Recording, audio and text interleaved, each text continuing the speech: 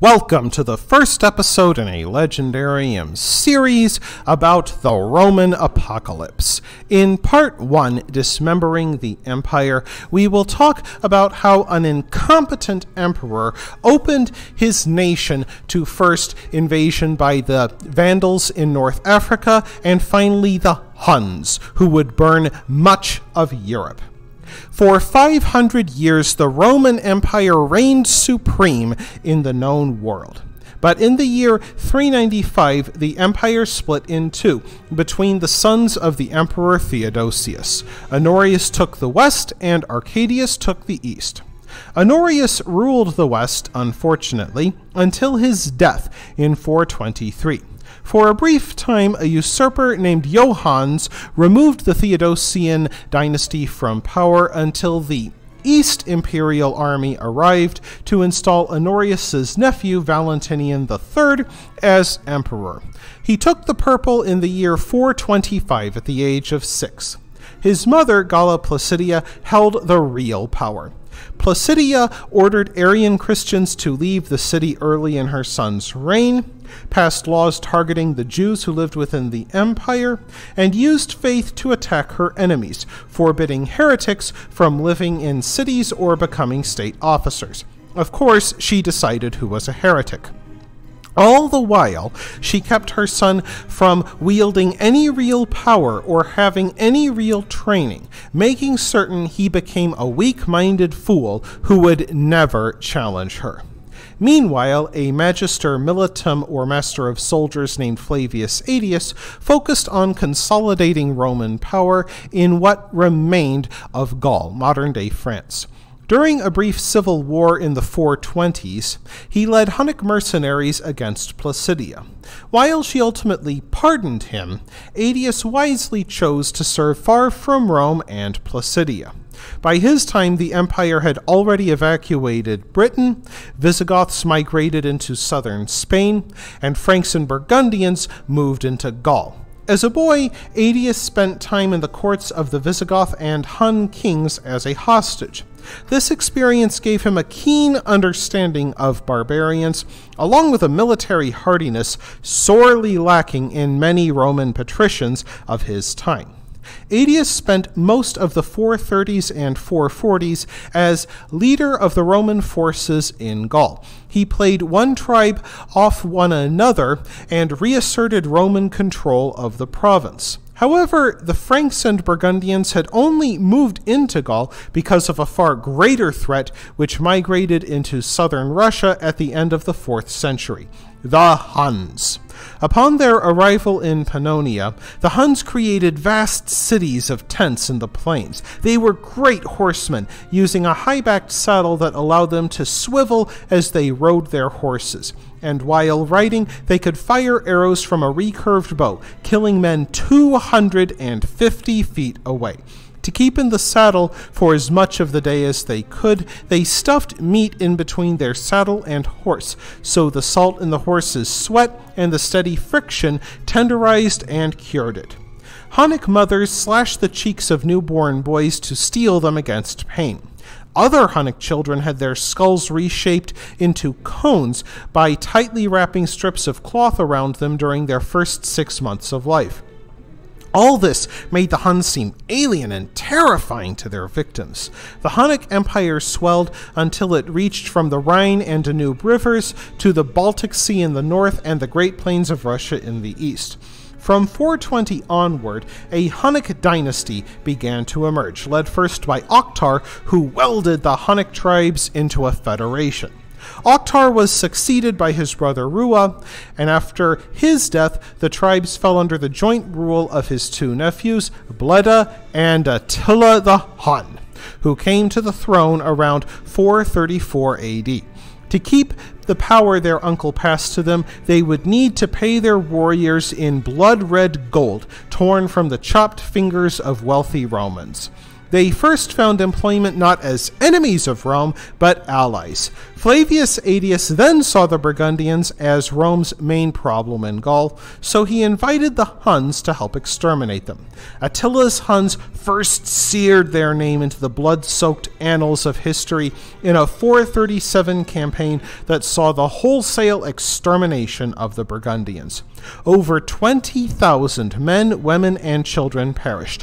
Whole villages vanished as the Huns carried off animals and grain in their wagons while leaving nothing but bones.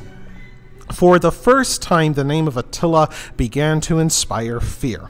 Aetius used his allies' victory well, settling the Alans near modern-day Orleans, forcing the Burgundian remnants to resettle south, and then beginning a new war against the Visigoths. In time, Aetius created his own semi-independent Roman Empire in southern Gaul. And in the years following the annihilation of Burgundy, Aetius waged another campaign against the Suebi, who had occupied much of Spain. During the later years of the 430s, he also obtained a treaty from the Visigoths in which they acknowledged Aetius as their master and superior. Upon his return to Italy, Aetius was honored by crowds cheering his name in the street, and the Roman Senate commissioning a statue in his honor.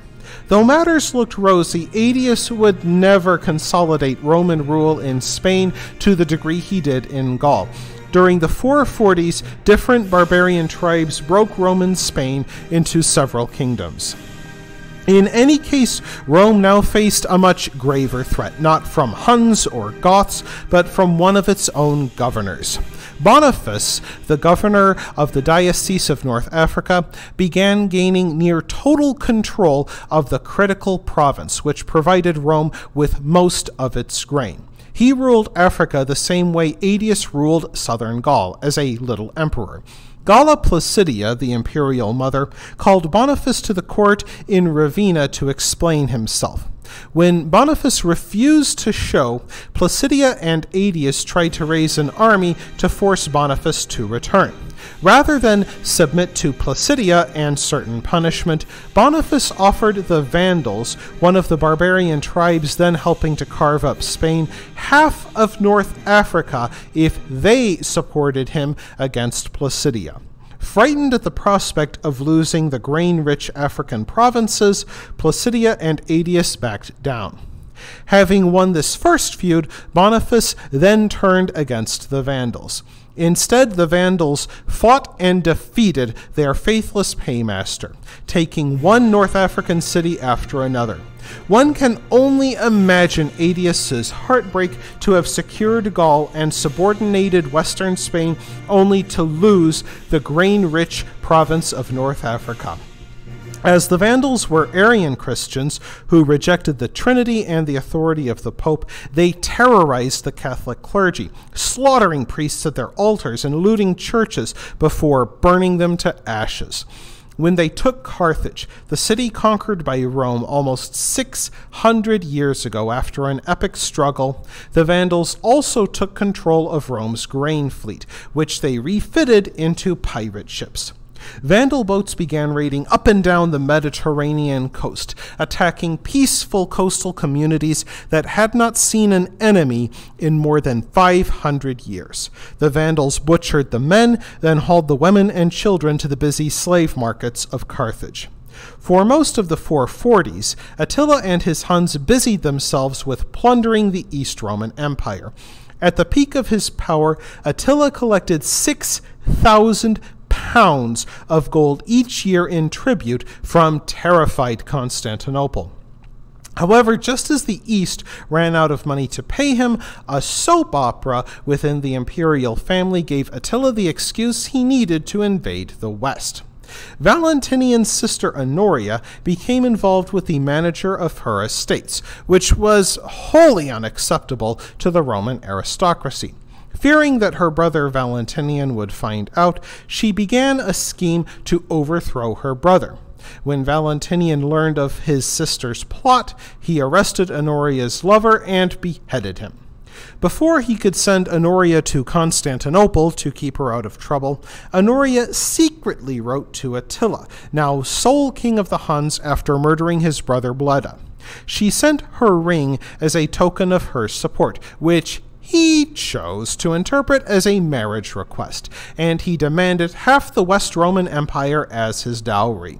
Once the Eastern Emperor Theodosius II learned of Honoria's treachery, he angrily sent her back to Ravenna in the hopes that he would spare the Eastern Empire Attila's wrath. When Valentinian III learned that his sister had involved Attila in this family drama, he flew into an uncontrollable rage and attempted to murder his sister. It took all of Placidia's diplomacy and stature to talk Valentinian out of such a foul deed. But just a few weeks later, Placidia died. Honoria feared she would be killed anyway, but her brother showed her some small mercy and married her to a minor Roman aristocrat, and she vanished from the pages of history. However, Attila refused to vanish. With his excuse in hand, Attila moved his Hunnic horsemen to the west, where they would soon strike fear into the hearts of Romans across the world. Thank you for watching this episode of The Legendarium. If you liked it, press like. If you want to see more, press subscribe. And if you've got anything to say, let me know in the comments section. Thanks again for joining me, and I hope that you have a great rest of the day.